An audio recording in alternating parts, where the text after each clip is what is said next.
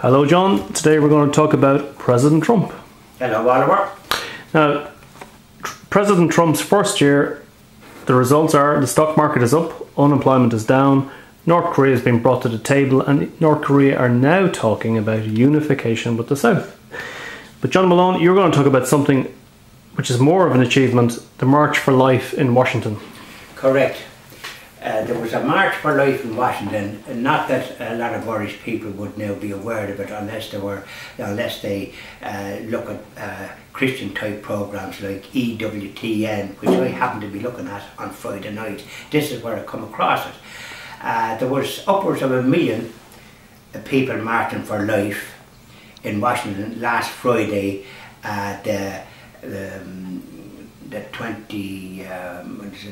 19th of January 2018. 2018, March for Life.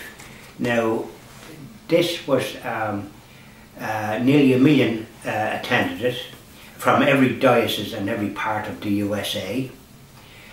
Mass was celebrated by the Cardinal Donald of Washington, and every archbishop, bishop from every diocese in the USA was on the podium and gave a holy mass for all those participants, which a lot of them wouldn't have been Catholics or Christian, or they would have been Christians but not Catholics, because a lot of them went up to Holy Communion and just got a blessing, adults, young adults. So there was a mixture at that meeting from every place, including white, coloured and Latino.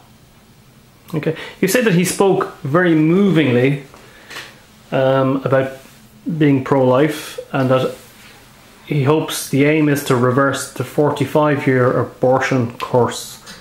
45 years is a long time. Well, of course. Well, this was the sequence of events that I happened to see then, not on the night of the march, although it probably occurred, but I saw it the following day, Saturday, when I was looking at a website that I have called Remnant, and it's based in the USA, marvellous site, and in it I came across Vice President Mike Spence speaking at the conclusion of this, or towards the end of this March for Life, speaking in the White House and speaking very movingly about the people that were at it and having his full support.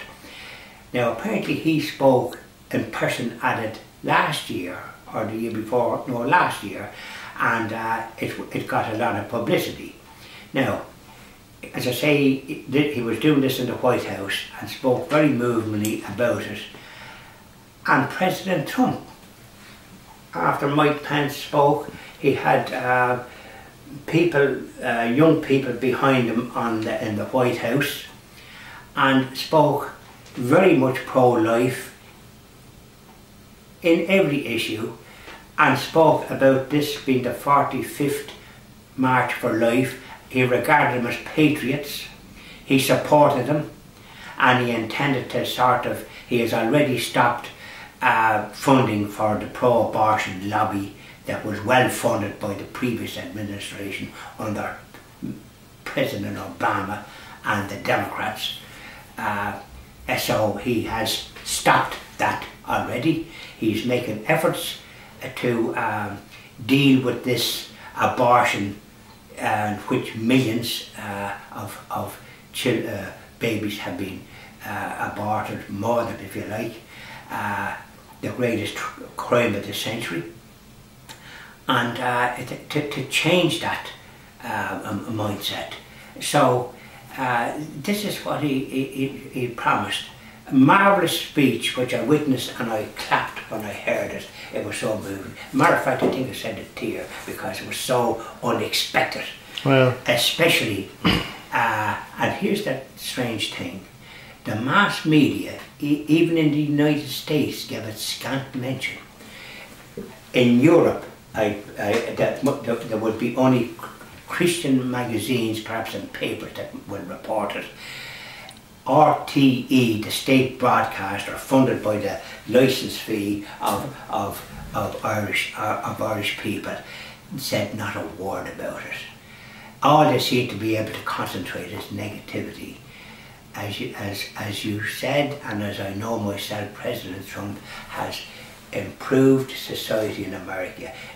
Employment is increasing at the rate of about 40 or 50,000 every week. There is great hope and optimism with the people in the USA, but the media, for some reason or another, the mass media, and this is where the fake business comes in, they only want to report something bad. It appears, John, that the tide is turning for the pro-life movement in America. Once the USA moves that way, the pro-abortion lobby must be quaking in their miserable boots. Because once the USA gets involved, and by the way, they won't be funding the pro-abortion committee in the UN, which seeks to interfere with countries, and in this country particularly with the pro-abortion lobby and the pro-abortion media giving it credence when it's only a committee, and their views shouldn't hold any sway anywhere. Thank you very much, John Malone. You're most welcome. Thank you very much.